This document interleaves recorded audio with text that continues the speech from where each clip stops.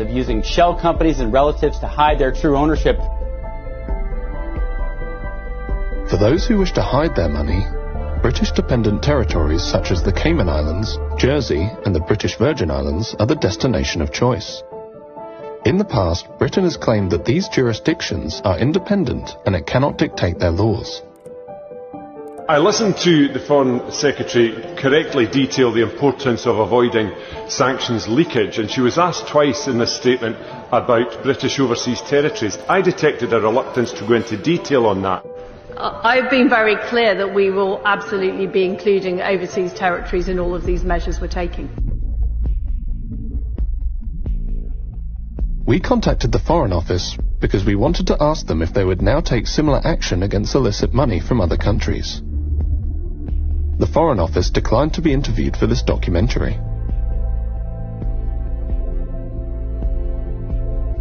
In order to help it seize Russian assets, the UK passed the Economic Crime Act.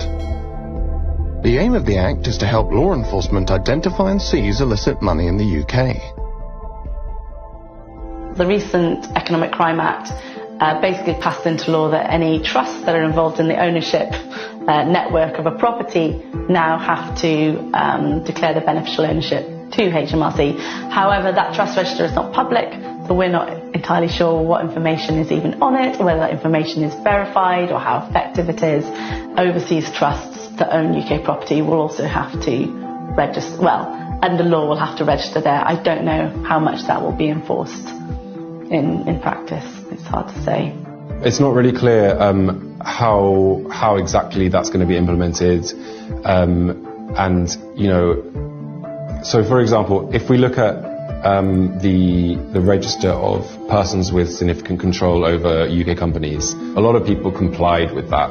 A lot of companies complied with that, but a lot didn't. They declared what appeared to be potentially nominees. Now, the UK government has promised to reform Companies House. At the moment, Companies House is not empowered to check and verify the information that is submitted to it.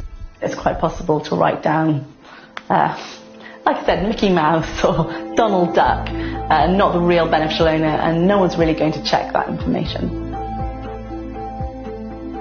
So when we look at setting up something similar for the property register, we're likely to encounter the same kind of problems. How many of them are actually going to comply? And if they do, how do we know that that's the real beneficiary who owns that? How do we verify that? It's not hard to see why UK companies have become a vehicle of choice for corrupt actors, for money launderers to use to move and hide their wealth, because the enforcement is weak.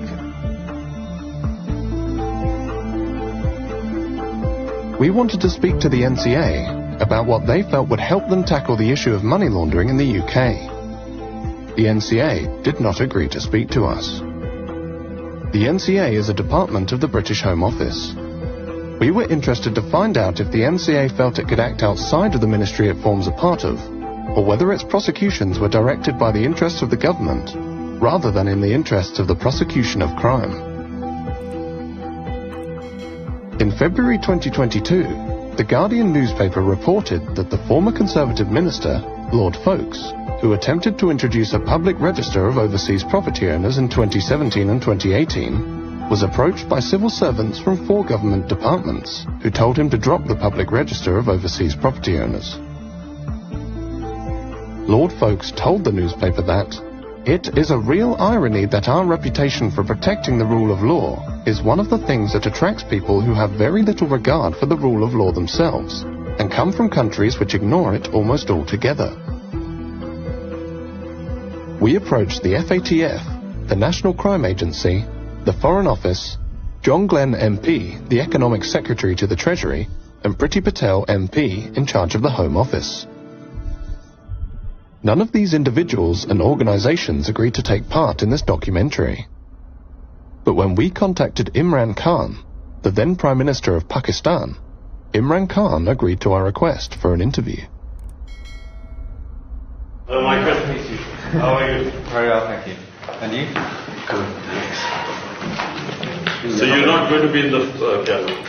No, we'll be out. So what is this, a sort of like a A documentary? Yes. Or is it a question and answer? It's a documentary about individuals who've become very wealthy by being at the centre of power and currently have a lot of wealth in London, especially in property. Corruption is not just an issue for Pakistan. It is an issue for all the poor countries. In fact, I've come to this conclusion that countries are poor only because of corruption, and corruption of the elite. It's the corruption of the powerful that destroys a country, not the corruption of the weak. When I, as a Prime Minister, if I want to make money from my country, steal money and then send it abroad, I can only do it if I weaken the state institutions that would check my corruption. So the institutions get corrupt, and they get weaker, and they cannot stand in front of the powerful. The richer countries must come forward and treat money taken out of poor countries, money laundered out of poor countries, the same way as terror financing and as drug money.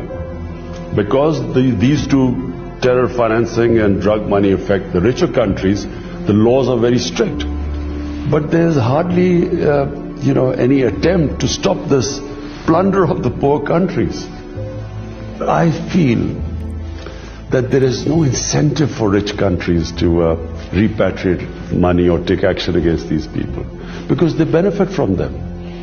There are countries that are benefiting from money stolen from our countries and which are parked there. They are benefiting from billions of dollars which flow into their properties and their businesses, stolen from this country. So what incentive would they have? We are the ones who suffer. And this is the dilemma. We don't have the resources to get the money back, and they don't have any incentive to send it back to us. So this is the big problem which the entire developing world is facing.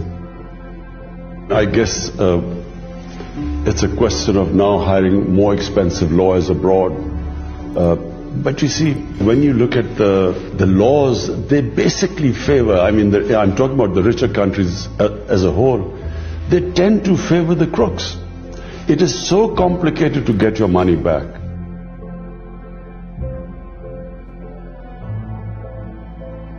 Imran Khan has raised this issue in almost every forum that the rich countries must take care of poor countries, and the care involves that the looted money that is now invested in the rich countries must be returned to the original countries. In Panama Papers, the properties of Shareef's are categorically mentioned, and all these properties are in the heart of London.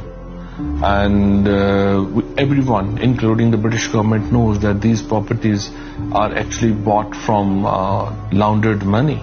I think international politics play a big role here. So some countries, they say that what is ours and what is yours is also ours. So this is the case with British government right now.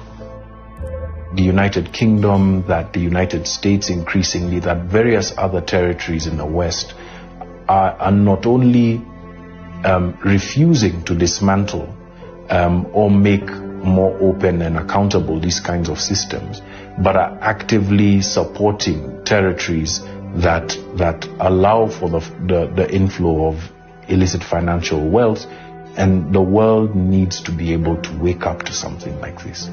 They'll shout about the Jeff Bezos and Elon Musks and Apples and all sorts of things, but they're eerily silent about the wealth that's being taken out and invested because it helps their countries. That's not right. We become victims twice, where when we are asking for our wealth to be returned, it becomes so difficult for us to have that happen.